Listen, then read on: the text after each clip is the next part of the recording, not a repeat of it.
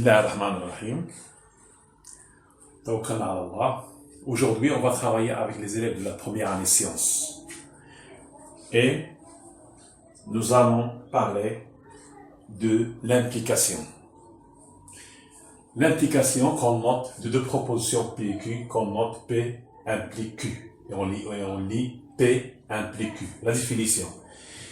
L'implication de deux propositions P et Q, c'est la proposition qui est fausse selon on sait P est vrai et Q est fausse. Et voici son tableau de vérité. Si on a P vrai et Q est vrai, alors l'implication elle est vraie. Si on a P vrai et Q est fausse, alors l'implication elle est fausse. Si on a P fausse, Q, soit qu'il est vrai ou bien fausse, l'implication elle est fausse. Elle est vraie, l'implication elle est vraie. Ça veut dire que, à partir d'une phrase ou d'une proposition qui est fausse, on peut arriver à une proposition qui est fausse ou bien une proposition qui est vraie. Mais dans les deux cas ici, à partir d'une phrase P vraie, si P est vrai, c'est la première elle est vraie et la deuxième elle est vraie, alors l'implication elle est vraie. Mais si on a P vrai et on travaille sur la proposition et on analyse cette proposition-là et on arrive à une proposition qui est fausse, alors notre implication elle est fausse. Donc on travaille en général en maths, on travaille avec une proposition P vraie et on arrive à une autre proposition qui est vraie. Dans ce cas-là, notre proposition elle est vraie. Exemple 1. Par exemple, je suis malade, donc je ne peux pas travailler.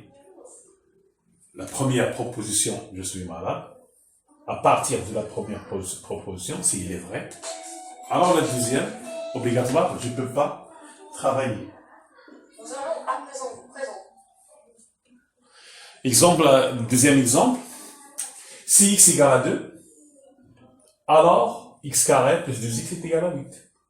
À partir de la proposition x égale à 2, on aboutit à la proposition Q, x carré plus 2x est égal à 8. Pourquoi? X égale à 2, donc x carré égale à 4, et 2x égale à 4. Donc, x carré plus 2x, il est égal à 8. Donc, à partir de x égale à 2, on est arrivé à montrer que x carré plus 2x est égal à 8. Donc, la proposition x égale à 2, si on prend la proposition P, c'est vraiment donner une valeur x égale à 2, alors cette propriété elle est vraie. On arrive à la deuxième proposition, x carré plus 2x égale à 8. Il suffit on dit que la condition P, la proposition P, c'est une condition il est suffisante. Il suffit que x égale à 2 pour avoir x carré plus 2x égale à 8. Donc, il suffit que P soit vrai pour arriver à Q, il est vrai. Mais la proposition Q, c'est une condition nécessaire. Alors, il est nécessaire d'avoir x carré plus 2x est égal à 8, c'est x égale à 2. Donc, celle-là, c'est une proposition suffisante et Q, elle est nécessaire. À partir de x égale à 2, on arrive à x carré plus 2x égale à 8. Autre exercice, on pose f de x égale 2x plus 1 sur x plus 3. Montrer que si x, quel que soit x appartenant à 1, si x est compris entre 1 et 2, alors f de x est inférieur à 1 et f de x supérieur à 3 sur 4. Donc, on va considérer que cette proposition elle est vraie. Soit x appartenant à 1 tel que x est compris entre 1 et 2. Donc, on va montrer que f de x est compris entre 3 sur 4 et 1. Il y a différentes manières pour montrer cette proposition, que cette proposition est vraie. Parmi les méthodes, on va comparer f de x et 1. Donc, on va calculer f de x moins 1. f de x, c'est 2x plus 1 sur x plus 3 moins 1. il est égal à x plus 3. 2x plus 1 moins x moins 3. Il est égal à 2x moins x, c'est x. 1 moins 3, c'est moins 2. Sur x plus 3. Alors, on sait que, d'après les données, on a x y compris entre 1 et 2. Donc, le dénominateur, il est positif. X plus 3, il est positif. Et x est inférieur à 2. X moins 2, il est négatif. Donc, f de x moins 1 est inférieur à 0. Donc, f de x est inférieur à 1. Voici la première partie de la solution de l'exercice. Donc, f de x est inférieur à 1. On est arrivé à f de x est inférieur à 1. Maintenant, dans la deuxième partie de l'exercice,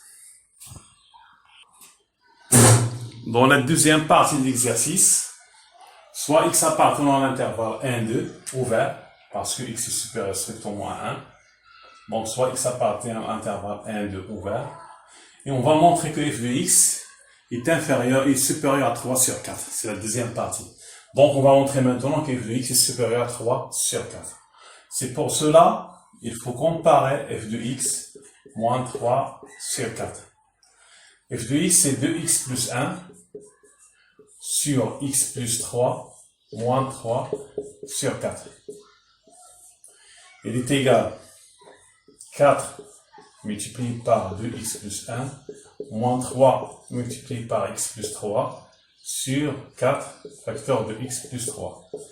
Il est égal, on va développer 4 fois 2x plus 1, c'est 8x plus 4 moins 3x moins 9 sur 4 facteur de x plus 3.